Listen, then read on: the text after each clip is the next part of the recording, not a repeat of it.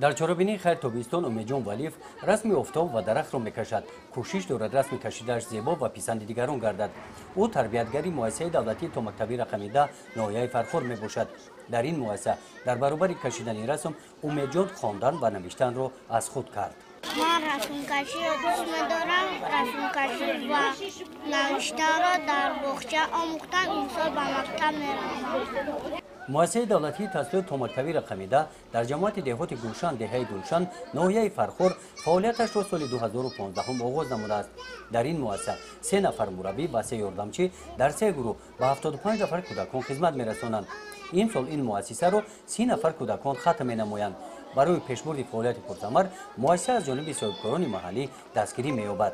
مکتب پایه معارف به حساب می رود و باغچه نیز مؤسسه تا مکتبی که نام گرفته است پایه مکتب به حساب می رود، زیرا طی 2 سال می شود که مؤسسه تحصیلات تا مکتبی رقم 10 به نام آرش دهه گلشن کار و فعالیت دارد. هر سال ما 30 نفر خواننده را به مکتب وصل کردیم. این سال نیز 30 نفر خواننده را به مکتب وصل نمودیم. البته دستگیری صاحبکاران دهه گلشن زیاد است. آنها باغچه را به نظارت نمیگذارند، دائما از ما خبردار میشوند. رئیس جماعت دهه گلشن به ما یاردم بسیار خوب رساند. امسال باغچه را از میوه از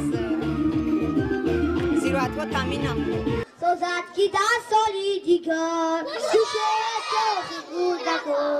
گوشه کودکان. چرابینی خیر تابستان با شله و ختم مؤسسه در رفع جشن 26 سالگرد استقلالیت دولتی جمهوری تاجیکستان راست آمد.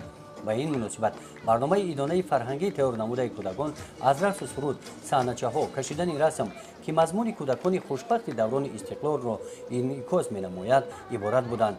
در این چرابینی نمایندگان مقامات اجرایی حکومت دولتی ناحیه فرخور اشتراک کرده به هنر و مهارت کودکان بهای بلند دادند. در جنبش و اشتراکچیان چرابینی کتاب و تحفه‌های خاطروی تقدیم کردند. گزارش خواجه نظری خدای نظر ظهورov از ناحیه فرخور برای برنامه اطلاعاتی نوید.